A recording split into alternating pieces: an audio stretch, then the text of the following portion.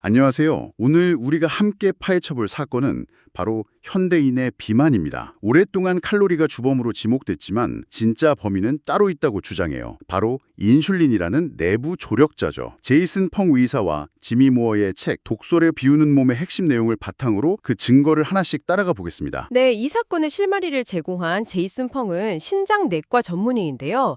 수많은 제2형 당뇨병 환자들을 치료하면서 아주 이상한 점을 발견했다고 해요. 이미 혈중 인슐린 수치가 높은 환자들에게 치료법으로 인슐린을 더 주사하고 있었다는 거죠. 오, 잠깐만요. 그건 정말 불난집에 기름을 붓는 경 아닌가요? 바로 그렇죠. 여기서부터 기존의 통념에 아주 근본적인 의문을 품기 시작한 겁니다.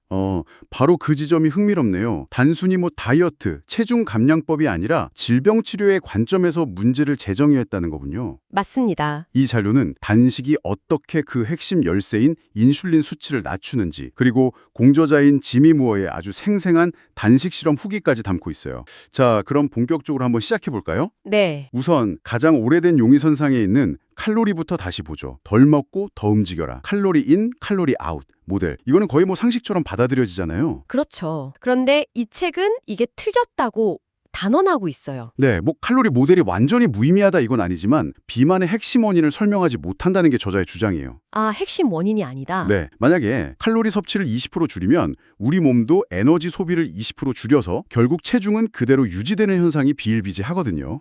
그래서 다이어트를 하다가 정체기가 오는 거군요. 몸이 그냥 절전 모드로 들어가 버리는 거네요. 맞아요. 몸이 새로운 설정값에 그냥 적응해버리는 거죠. 그래서 저자는 범인을 칼로리가 아니라 호르몬, 특히 과도한 인슐린으로 지목합니다. 호르몬이요? 네, 인슐린을 우리 몸의 에너지 교통경찰이라고 생각하면 좀 쉬워요. 우리가 음식을 먹으면 이 경찰이 출동해서 혈액 속 포도당을 세포 안으로 들여보내고 남는 에너지는 일단 창고에 넣어둬 하면서 지방으로 저장하라고 지시하죠. 문제는 이 교통경찰이 너무 자주 그리고 너무 오래 근무를 서는 게 현대인의 문제라는 거겠네요? 바로 그겁니다. 자료를 보니까 1970년대 미국인은 하루 3끼를 먹었는데 2000년대에는 간식을 포함해서 하루 평균 대여섯 번을 먹는다고 나와요. 네, 아침 먹고 오전 간식 먹고 점심 먹고 오후 간식 먹고 저녁 먹고 야식까지 먹으면 우리 몸의 인슐린 교통경찰은 퇴근할 틈이 없어요. 하루 종일 저장 신호만 보내는 거죠. 계속 저장?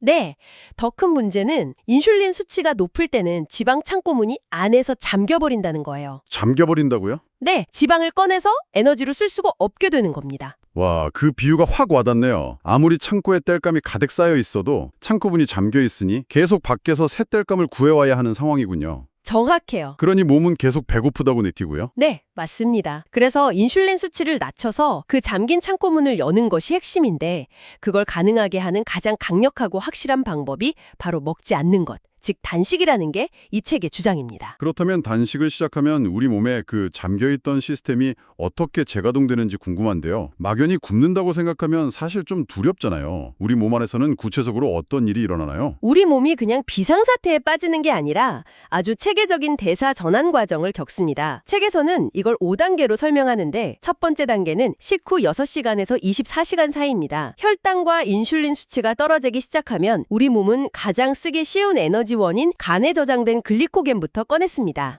일단 급한 대로 비상금부터 꺼내 쓰는 거군요. 네, 탄수화물 덩어리죠. 그리고 두 번째 단계, 식후 24시간에서 이틀 정도가 되면 글리코겐 비상금이 바닥나요. 이때부터 몸은 지방과 단백질에서 아미노산을 분해해서 새로운 포도당을 만들어내는 포도당 신생합성을 시작합니다. 잠깐만요. 거기서 단백질에서 아미노산을 분해한다는 부분이 좀 걱정되는데요. 이게 바로 사람들이 흔히 말하는 근손실이 일어나는 단계 아닌가요? 지방을 태우려다 소중한 근육까지 태워버리는 건 아닌지. 아주 중요한 지적이에요. 그리고 많은 사람들이 단식을 두려워하는 가장 큰 이유이기도 하죠. 그렇죠. 이른바 기아 모드에 대한 오해인데요. 책에서는 이걸 정면으로 반박합니다. 우리 몸이 그렇게 어리석지 않다는 거예요. 단기 단식을 하면 오히려 신진대사를 촉진하는 아드레날린과 노르아드레날린 수치가 올라가요. 오히려 대사율이 올라간다고요? 보통은 굶으면 기초대사량이 떨어진다고 알고 있었는데요. 그건 장기간의 칼로리 제한식을 했을 때 나타나는 현상이고 단식과는 다르다고 저자는 설명해요. 진화론적으로 생각해보면 쉬워요. 우리 조상들이 며칠 굶었다고 해서 몸이 무기력해지고 축 처졌다면 사냥에 성공할 수 있었을까요? 아니죠. 못했겠죠. 바로 그겁니다. 정말 흥미롭네요. 그럼 근손실 걱정은 잠시 접어두고 다음 단계로 넘어가 볼까요? 네, 세 번째 단계. 식후 이틀에서 사흘이 지나면 드디어 우리 몸에 대혁명이 일어납니다. 인슐린 수치가 충분히 낮아지면서 잠겨있던 지방 창고 문이 활짝 열려요. 드디어 열리는군요. 네, 저장된 지방이 분해돼서 케톤체라는 아주 효율적인 대체 연료로 전환되고요. 이 케톤체가 뇌를 포함한 전신에 에너지를 공급하는 케토시스 상태가 됩니다. 와, 저는 이 부분이 정말 소름 돋았어요. 우리 몸의 주 에너지원이 포도당에서 지방으로 바뀌는 순간이잖아요. 그렇죠. 이건 마치 자동차 엔진을 휘발유 엔진에서 전기 모터로 통째로 바꾸는 것과 같은 엄청난 사건 아닌가요? 맞아요. 그리고 네 번째 단계, 식후 5일이 지나면 성장 호르몬 수치가 극적으로 높아집니다. 성장 호르몬이요? 네, 이 성장 호르몬이 바로 근육량과 조직을 보존하는 역할을 해요. 즉, 우리 몸은 지방을 주 연료로 쓰면서 동시에 근육이라는 귀중한 자산은 지키려는 아주 스마트한 시스템을 가동하는 거죠. 네, 우리 몸이 이렇게 스마트한 시스템을 갖추고 있다는 게 놀랍네요. 하지만 이건 어디까지나 교과서적인 설명이고 실제 단식을 하는 사람의 몸과 마음은 훨씬 더 드라마틱한 여정을 겪을 것 같아요. 물론이죠. 마침 공저자인 지미 모어의 경험담이 바로 그 점을 보여주죠. 첫 시도는 완전히 실패였다면서요. 네, 아주 솔직하게 고백해요. 첫 24시간 단식 때 극심한 두통과 허기를 느끼고 단식이 끝나자마자 그야말로 폭식을 했다고 합니다. 폭식이요? 네, 나중에 스스로 실패 원인을 분석했는데 첫째는 심각한 카페인 중독 상태에서 갑자기 커피를 끄는 금단 증상이었어요. 이건 정말 남일 같지가 않네요. 저도 아침에 커피 한 잔 못 마시면 하루 종일 멍한데 단식 자체보다 카페인 끊는 게 더 힘들었다는 말에 고개가 절로 끄덕여줍니다. 그렇죠. 두 번째 원인은 단식 중 소금 섭취가 부족해서 생긴 전해질 불균형이었고요. 마지막으로 배고픔에 대한 막연한 두려움, 즉 심리적인 준비가 부족했던 점을 꼽았어요. 아니, 첫 시도에 두통으로 포기할 정도였는데 갑자기 21일간의 장기 단식이라니요. 이건 거의 마라톤 초보가 갑자기 울트라 마라톤에 도전한 셈인데 도대체 그 사이에 무슨 일이 있었던 거죠? 바로 그 지점이 이 책의 또 다른 핵심입니다. 정신력만은 아니었을 것 같은데요. 네, 가장 중요한 차이점은 그의 평소 식단이었어요. 그는 이미 저탄수화물 케톤식 요법을 하고 있었기 때문에 그의 몸은 포도당 대신 지방을 주 에너지원으로 쓰는데 익숙한 fat adapted, 즉 지방 적응 상태였던 거죠. 팻 어댑티드요? 좀 더 쉽게 설명해 주실 수 있나요? 그의 몸은 이미 하이브리드 자동차 같았다고 할 수 있어요. 하이브리드 자동차요? 네, 평소에 탄수화물이라는 휘발유 대신 지방이라는 전기를 쓰는 훈련이 되어 있었기 때문에 단식에 들어가자마자 자연스럽게 전기 모드로 전환할 수 있었던 거죠.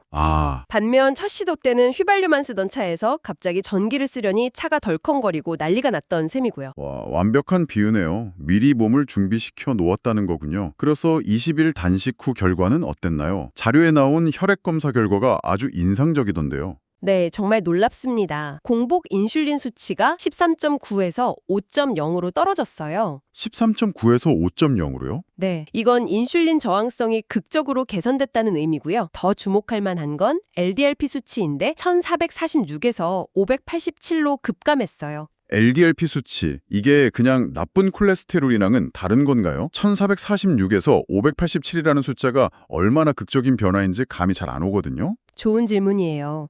LDLP는 단순히 나쁜 콜레스테롤의 양이 아니라 혈관에 진짜로 손상을 입히는 작고 단단한 콜레스테롤 입자의 개수를 의미해요. 입자의 개수. 네, 도로 위에 차가 몇 대냐가 아니라 그중에서 난폭 운전을 하는 오토바이가 몇 대냐를 세는 것과 같아요. 그 위험한 입자 수가 절반 이상 줄어든 겁니다. 그리고 몸의 만성적인 염증 상태를 보여주는 hsCRP 수치도 절반 이하로 감소했고요. 단식이 체중 감량을 넘어 얼마나 강력한 생리적 효과를 가져오는지 보여주는 명백한 증거죠. 그렇군요. 결국 이 모든 내용을 종합해보면 이 책은 단식을 어떤 새로운 다이어트 비법으로 제시하는 게 아니라 인류의 오랜 지혜로 되돌아가자는 제안처럼 들려요. 정확합니다. 기독교의 사순절, 이슬람의 라마단, 불교의 수행 등 세계 주요 종교에서 수천 년간 단식을 실천해 왔어요. 의학의 아버지 히포크라테스도 먹어서 낫지 않는 병은 굶어서 낫는다고 말했고요. 그런 말이 있었군요. 네. 사실 인류의 긴 역사를 보면 하루 세 끼를 꼬박꼬박 챙겨 먹는 것이 오히려 아주 최근에 생긴 이례적인 일이고 주기적으로 굶는 것이야말로 우리 몸의 자연스러운 리듬이라는 거죠. 오늘은 독소를 비우는 몸을 통해 비만과 제2형 당뇨병의 진짜 범인으로 인슐린을 지목하고 그 해결책으로 제시된 단식이 우리 몸의 에너지 시스템을 어떻게 리부팅하는지 깊이 있게 살펴봤습니다. 네. 이론적 설명부터 생생한 실제 경험담까지 따라가 봤네요. 오늘 살펴본 자료의 핵심을 한 문장으로 요약하자면 단식이란 우리 몸이 스스로를 치유하고 잠자고 있던 저장 에너지를 효율적으로 사용할 기회를 주는 강력한 도구라는 점입니다. 스스로를 치유하는 도구요? 네, 무조건 굶는 고행이 아니라 끊임없이 먹는 상태에만 머물러 있던 우리 몸의 균형을 되찾아 먹지 않는 상태와의 조화를 이루는 과정으로 이해할 수 있겠습니다. 네, 이 책은 인슐린이나 성장 호르몬 같은 신체적 변화에 집중하고 있지만 단식을 경험한 사람들이 공통적으로 이야기하는 정신이 맑아지는 느낌에 대해서도 중요한 단서를 던져주는 것 같아요. 그렇죠. 여기서 여러분이 한번 생각해 볼 만한 질문을 던져봅니다. 음식을 구하기 어려웠던 원시시대에 배가 고플 때 오히려 뇌가 더 명료해지고 집중력이 높아졌던 것에는 어떤 진화적인 이점이 있었을까요? 그리고 하루 종일 무언가를 먹는 현대의 우리는 그 이점을 완전히 잃어버린 채 살고 있는 건 아닐까요?